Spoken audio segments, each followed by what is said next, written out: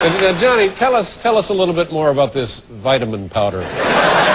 Did they ever have any second thoughts about you in the leading role of this film? Oh, yeah. Yeah. Oh, yeah. I mean, second, third, fourth. Really? Yeah. Yeah. Yeah, yeah. But all of those are gone now, I would guess. Yeah, like on the second one, it was a little easier to breathe. Yeah. How did these concerns on their part manifest themselves? Well, they start with phone calls. Yeah. Frantic. What were they nervous about? They didn't know what I was doing exactly. Yeah. They were concerned that I was, I think in their words, ruining the movie. Something subtle like that. Yeah. They didn't understand your portrayal. They didn't know what the character was. What was the problem? Well, I got you know, the frantic phone calls, and basically what it got down to was, what is he doing? We can't understand what he's saying. We don't understand a word he's saying. Is he drunk? Are you drunk? Is he gay? Yeah. And then, of course, are you gay? Yeah. I heard this story that there was a, somewhere in California, in not Studio City, like a Century City or somewhere in Santa Monica Boulevard, a giant billboard of you. Is that true? Do you know what I'm talking about? Yeah, I know exactly what you're talking about. Yeah. Now, What was the billboard? It was a giant, it was back in those days, you know, when, you know, all the weird stuff started happening to me, you know. I was driving down Pico, it was at 20th Century Fox, and there was a massive billboard of me holding a gun, and with a slogan that said, "Other kids pack lunch."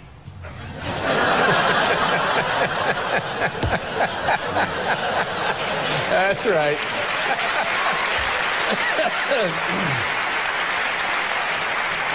I knew right away that something had to be done about it. Yeah. So you didn't care for that portrayal of yourself? I thought the gun was bad, bad news. And I thought my mug up there was worse. So I commandeered a friend of mine, and we went to a hardware store and bought some paint. And some brushes and rollers and all the accoutrements, you know, and went back at about 2 in the morning on roller skates. Roller skates? Yeah. Why the roller skates? Well, I figured it was such an absurd thing to do. You had to try and top yourself, you know. Make it interesting. Yeah. So we went there on roller skates and painted out the gun, and I was in the middle of turning myself into Groucho Marx when you know, we're very high up, and when a security guard came around the corner, you know, halt, that kind of thing, as they do. And we halted for a second, and he looked at the billboard, and he looked at me, and he said, "Well, that's you." And I said, "Yeah, I know." And he said, "Well, what are you doing?" And I said, "Well, I don't like it, you know.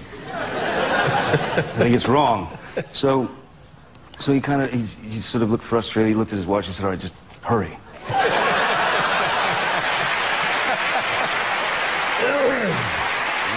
Finish up and get out of here. Yeah.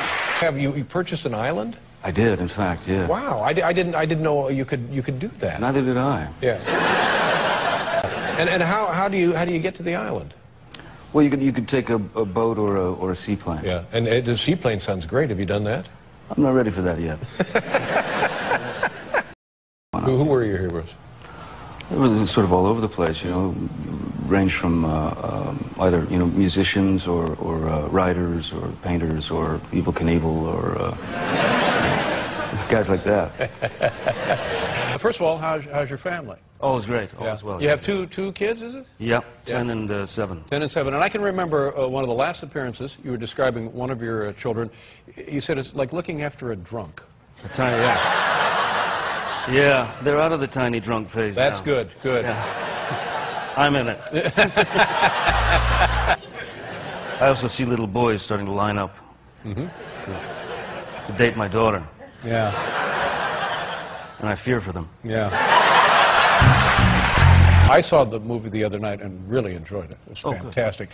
I like it because historically, it's the real deal, you know. And have you seen the movie? No, I've not. I'm sorry, you've not seen the movie? Not just yet. And you're too busy to see it, probably? You know,